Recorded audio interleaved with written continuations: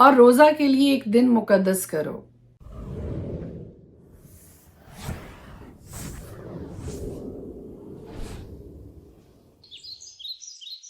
خدا قدوس کے زندہ جلالی بابرکت پرفضل نام میں ایک بار پھر آپ کو میرا سلام۔ میرا نام ایسٹر ہارون ہے اور ہر روز خدا کا زندہ کلام لے کر آپ کے سامنے آتی ہوں۔ آج کل ہم خدا کے پاک کلام میں سے یوئیل نبی کا صحیفہ پڑھ رہے ہیں۔ جو تھاٹ آج میں آپ کے ساتھ شیئر کرنے لگی ہوں وہ یوئیل نبی کا صحیفہ پہلا باب اور اس کی 14 آیت ہے۔ خدا کے کلام میں یوں لکھا ہے کہ روزہ کے لیے ایک دن مقدس کرو، مقدس محفل فراہم کرو۔ اور پھر ایگزیکٹلی یہی آیت پھر دوبارہ یوئیل نبی کے صحیفہ کے دوسرے باب میں شیئر کی گئی ہے۔ صحیفہ دوسرا باب اس کی 15ویں آیت میں یہ کہتی ہے کہ سیون میں نرسنگا پھونکو اور روزہ کے لیے ایک دن مقدس کرو، مقدس محفل فراہم کرو۔ ہم سب بڑی اچھی طرح سے جانتے ہیں کہ روزوں کے ایام سال میں ایک بار آتے ہیں جس میں سب بڑے جوش و خروش کے ساتھ روزے رکھتے ہیں۔ بہت اچھی بات ہے، خداوند کی حضوری میں آپ کو بھوکا رکھ کے پیاسا رکھ کے خدا کی خوشنودی حاصل کرتے ہیں، خدا کے لیے اپنے جسم کی قربانی وقف کرتے ہیں خدا کی حضوری میں تاکہ خداوند خوشنود ہو ہماری اس قربانی سے۔ لیکن یوئیل نبی کا صحیفہ ایک بڑی خوبصورت بات ہمیں بتاتا ہے کہ وہ روزوں کے ایام بھی سب سے اچھے ہیں، بہت اچھے ہیں، لیکن پورے ہفتے میں جو 7 دن ہیں، آئیے ہم اپنے آپ کو اس بات کے لیے راضی کریں، اپنے آپ کو اس بات کے لیے تیار کریں کہ ہم ہفتے میں ایک دن مقرر کریں جو صرف اور صرف خدا کے لیے مخصوص ہو، روزے کے لیے مخصوص ہو۔ ہم دعاؤں کے ذریعے، ہم عبادات کے ذریعے تو خدا کی خوشنودی حاصل کرتے ہیں، لیکن ایک دن پورے ہفتے میں روزہ کے لیے مقرر کریں۔ لیکن یوئیل نبی کے صحیفہ سے بڑی خوبصورت یہ سیکھ میرے لیے اور آپ کے لیے ہے کہ آئیے ہفتے میں ایک دن ایسا مقرر کریں جو مقدس محفل کے لیے ہو، جو روزہ کے لیے ہو، اور خدا کے لیے مخصوص کر دیں، روزہ کے لیے مخصوص کر دیں کہ ہم روزہ کے ذریعے خدا کی حضوری میں وقت بتائیں گے۔ اور اگر میڈیکلی بھی دیکھا جائے تو ڈاکٹرز بھی اس بات کے لیے ابھارتے ہیں، اس بات کے لیے سکھاتے ہیں، اس بات کے لیے کہتے ہیں کہ اپنے سٹمک کو بھی ریسٹ دینی چاہیے، کم از کم ایک دن ہفتے میں ایسا ہونا چاہیے کہ جو آپ کے سٹمک کو کھانے پینے سے فرصت ملے۔ جب ہم اپنے آپ کو بھوکا رکھتے ہیں، اپنے سٹمک کو ریسٹ دیتے ہیں، اپنے جسم کے باقی اعضاء کو ریسٹ دیتے ہیں، تو یہ آپ کے پورے بدنی شفا کے لیے اور بدنی صحت کے لیے فائدہ مند اور سود مند رہتا ہے۔ اور یوئیل نبی کا صحیفہ بڑی خوبصورت بات یہاں پر ہمیں سکھاتا ہے، اور ایک بار نہیں 2 بار اس کے پہلے باب کے اور دوسرے باب میں بھی وہی آیت دوبارہ دہرائی گئی ہے کہ روزہ کے لیے ایک دن مقدس کرو۔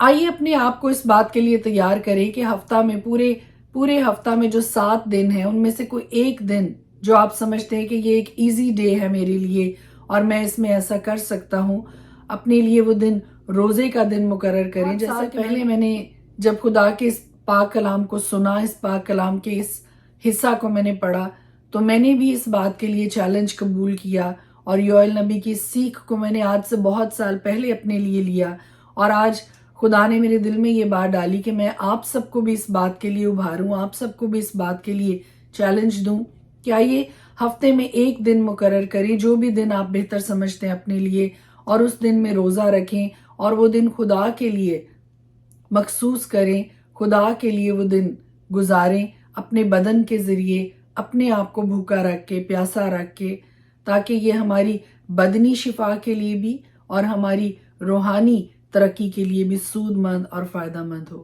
May God bless you، خداوند آپ کے ساتھ ہو۔ اگر خدا آپ کے دل کو ابھارتا ہے اس بات کے لیے، خدا آپ کے دل کو بوجھ دیتا ہے اس بات کے لیے، تو ضرور اس کو اپنی زندگی کا حصہ بنائیے۔ آمین۔ خدا کے کلام میں سے آج ہم دیکھیں گے ہوسیہ کی کتاب، اس کا 13 باب۔ افرائیم کے کلام میں ہیبت تھی، وہ اسرائیل کے درمیان سرفراز کیا گیا، لیکن بال کے سبب سے گنہگار ہو کر فنا ہو گیا، اور اب وہ گناہ پر گناہ کرتے ہیں۔ انہوں نے اپنے لیے چاندی کی ڈھالی ہوئی مورتیں بنائی اور اپنی فہمید کے مطابق بت تیار کیے، جو سب کے سب کاریگروں کا کام ہے۔ وہ ان کی بابت کہتے ہیں، جو لوگ قربانی گزرانتے ہیں بچھڑوں کو چومیں، اس لیے وہ صبح کے بادل اور شبنم کی مانند جل جاتے رہیں گے، اور بھوسی کی مانند جس کو بگولا کھلیان پر سے اڑا لے جاتا ہے، اور اس دھوئیں کی مانند جو دودھ کش سے نکلتا ہے۔ لیکن میں ملک مصر ہی سے خداوند تیرا خدا ہوں، اور میرے سوا تو کسی معبود کو نہیں جانتا تھا، کیونکہ میرے سوا کوئی اور نجات دینے والا نہیں ہے۔ میں نے بیابان میں یعنی خشک زمین میں تیری خبر گیری کی۔ وہ اپنی چراگاہوں میں سیر ہوئے، اور سیر ہو کر ان کے دل میں گھمنڈ سمایا اور مجھے بھول گئے۔ اس لیے میں ان کے لیے شیر ببر کی مانند ہوا، چیتے کی مانند راہ میں ان کی گھات میں بیٹھوں گا۔ میں اس ریچھنی کی مانند جس کے بچے چھن گئے ہوں ان سے دو چار ہوں گا، اور ان کے دل کا پردہ چاک کر کے شیر ببر کی طرح ان کو وہیں نگل جاؤں گا۔ دشتی درندے ان کو پھاڑ ڈالیں گے۔ اے اسرائیل، یہی تیری ہلاکت ہے کہ تو میرا یعنی اپنے مددگار کا مخالف بنا۔ اب تیرا بادشاہ کہاں ہے کہ تجھے تیرے سب شہروں میں بچائے؟ اور تیرے قاضی کہاں ہیں جن کی بابت تو کہتا تھا کہ مجھے بادشاہ اور عمرہ عنایت کر؟ میں نے اپنے قہر میں تجھے بادشاہ دیا اور غضب سے اسے اٹھا لیا۔ افرائیم کی بد کرداری باندھ رکھی گئی اور اس کے گناہ ذخیرہ میں جمع کیے گئے۔ وہ گویا درد ذہ میں مبتلا ہوگا، وہ بے دانش فرزند ہے۔ اب مناسب ہے کہ ولادت گاہ میں دیر نہ کرے۔ میں ان کو پاتال کے قابو سے نجات دوں گا، میں ان کو موت سے چھڑاؤں گا۔ اے موت، تیری وبا کہاں ہے؟ اے پاتال، تیری ہلاکت کہاں ہے؟ میں ہرگز رحم نہ کروں گا۔ اگرچہ وہ اپنے بھائیوں میں برومند ہو تو بھی پوربی ہوا آئے گی۔ خداوند کا دم بیابان سے آئے گا، اور اس کا سوتا سوکھ جائے گا اور اس کا چشمہ خشک ہو جائے گا۔ وہ سب مرغوب ظروف کا خزانہ لوٹ لے گا۔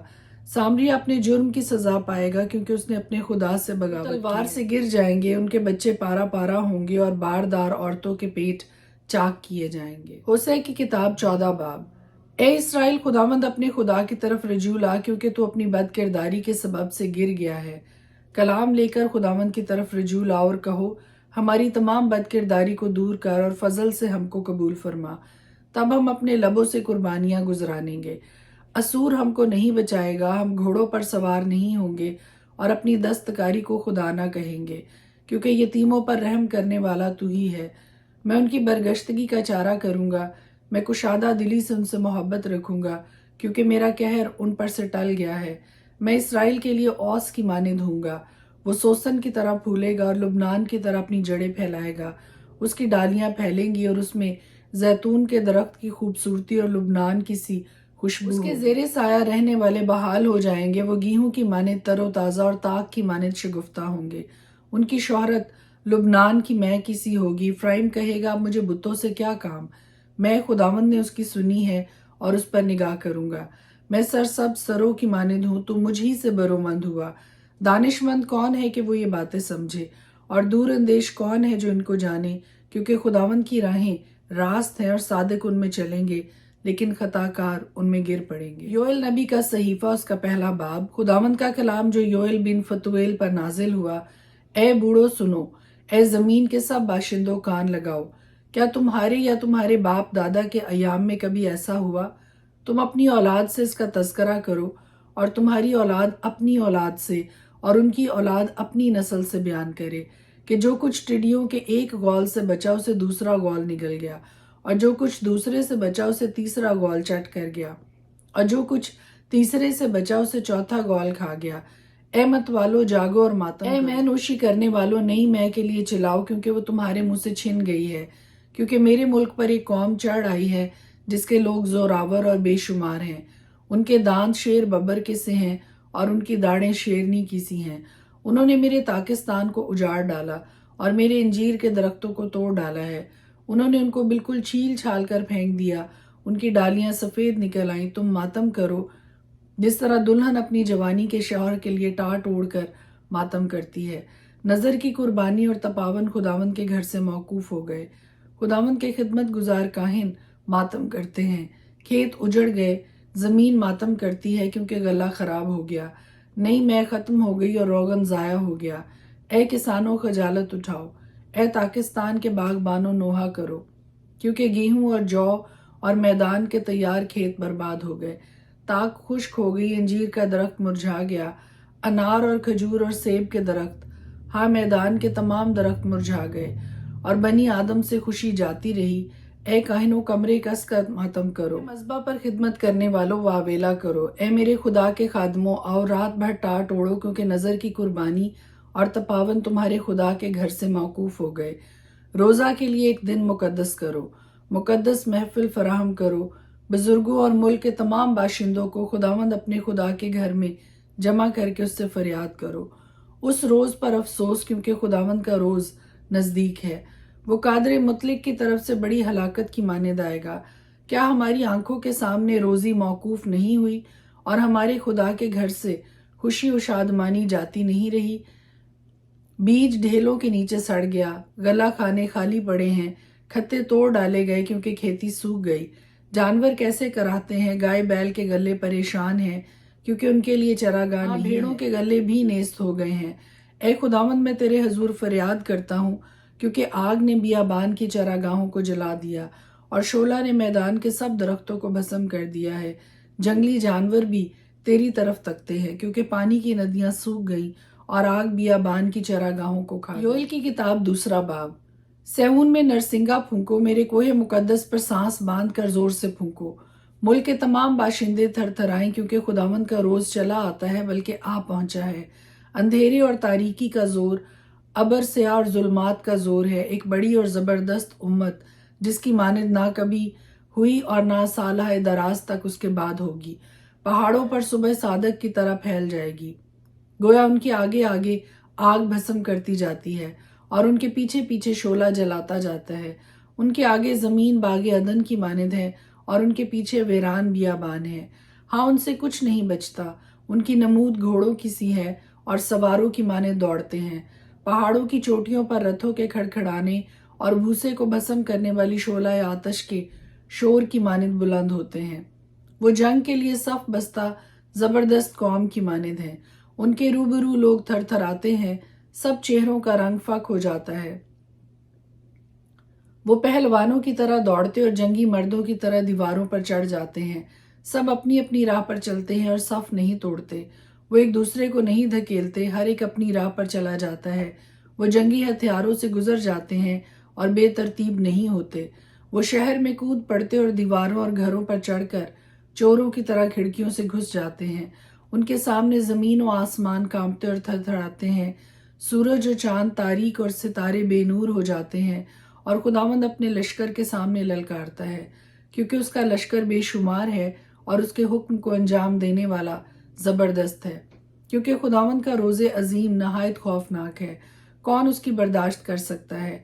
लेकिन खुदावंद फरमाता है, अब भी पूरे दिल से और रोज़ा रखकर और गिरियाजारी और मातम करते हुए मेरी तरफ रजू लाओ और अपने कपड़ों को नहीं बल्कि दिलों को चाक करके खुदावंद अपने खुदा की तरफ मतवज्जो, क्योंकि वो रहीम और मेहरबान, कहर करने में धीमा और शफकत में गनी है और अजाब नाजिल करने से बाज रहता है। कौन जानता है कि वो बाज रहे और बरकत बाकी छोड़े? जो खुदावंद तुम्हारे खुदा के लिए नजर की कुर्बानी और तपावन हो। सेऊन में नरसिंगा फूंको और रोजा के लिए एक दिन मुकद्दस करो, मुकद्दस महफिल फराहम करो। तुम लोगों को जमा करो, जमात को मुकद्दस करो, बुजुर्गों को इकट्ठा करो, बच्चों और शीरखारों को भी फराहम करो। दुल्हा अपनी कोठरी से और दुल्हन अपने खिलवत खाना से निकल आए। काहिन यानी खुदावंद के खादिम ड्यूड़ी और कुर्बान गाह के दरमियान गिरिया जारी करें और कहें, ए खुदावंद अपने लोगों पर रहम कर और अपनी महराज की तौहीन ना होने दे। ऐसा ना हो कि दूसरी कौमें उन पर हुकूमत करें। वो उम्मतों के दरमियान क्यों कहें कि उनका खुदा कहाँ है? तब खुदावंद को अपने मुल्क के लिए गैरत आई और उसने अपने लोगों पर रहम किया। फिर खुदावंद ने अपने लोगों से फरमाया, मैं तुमको अनाज और नई मैं और तेल अता फरमाऊंगा और तुम उनसे सेर होगे और मैं फिर तुमको कौमों में रुसवा ना करूंगा और शिमाली लश्कर को तुमसे दूर करूंगा और उसे खुश्क बियाबान में अगले मशरकी समंदर में और पिछले मगरबी समंदर में होंगे। उससे बदबू उठेगी और अफूनत फैलेगी क्योंकि उसने बड़ी गुस्ताखी की है। ए जमीन हरासा ना हो, खुशी और शादमानी कर क्योंकि खुदावंद ने बड़े बड़े काम किए हैं। ए दश्ती जानवरों हिरासा ना हो, क्योंकि बियाबान की चरागाह सब्ज होती है और दरख्त अपना फल लाते हैं। इंजीर और ताक अपनी पूरी पैदावार देते हैं। बस ए बनी सेऊन खुश हो और खुदावंद अपने खुदा में शादमानी करो, क्योंकि वो तुमको पहली बरसात एतदाल से बख्शेगा। वही तुम्हारे लिए बारिश यानी पहली और पिछली बरसात बर वक्त, यहाँ तक कि खलियान गेहूं से भर जाएंगे और हौज नई मैं और तेल से लबरेज होंगे। और उन बरसों का हासिल जो मेरी तमाम खिलाफ भेजी हुई फौज मल्क निगल गई और खाकर चट कर गई, तुमको वापस कर दूंगा और तुम खूब खाओगे और सेर होगे और खुदावंद अपने खुदा के नाम की, जिसने तुमसे अजीब सलूक किया, सताइश करोगे। اور میرے لوگ ہرگز شرمندہ نہ ہوں گے، تب تم جانو گے کہ میں اسرائیل کے درمیان ہوں اور میں خداوند تمہارا خدا ہوں اور کوئی دوسرا نہیں، اور میرے لوگ کبھی شرمندہ نہ ہوں گے۔ اور اس کے بعد میں ہر فرد بشر پر اپنی روح نازل کروں گا، اور تمہارے بیٹے بیٹیاں نبوت کریں گے، تمہارے بوڑھے خواب اور جوان رویا دیکھیں گے، بلکہ میں ان ایام میں غلاموں اور لونڈیوں پر اپنی روح نازل کروں گا، اور میں زمین و آسمان میں عجائب ظاہر کروں گا، یعنی خون اور آگ اور دھوئیں کے ستون۔ اس سے پیشتر کے خداوند کا خوفناک روز عظیم آئے، آفتاب تاریک اور مہتاب خون ہو جائے گا، اور جو کوئی خداوند کا نام لے گا نجات پائے گا، کیونکہ کوہ سیون اور یروشلم میں جیسا خداوند نے فرمایا ہے بچ نکلنے والے ہوں گے، اور باقی لوگوں میں وہ جن کو خداوند بلاتا ہے۔ خدا کے پاک کلام کے پڑھے اور سنے جانے پر اس کی خاص برکت ہو، آمین۔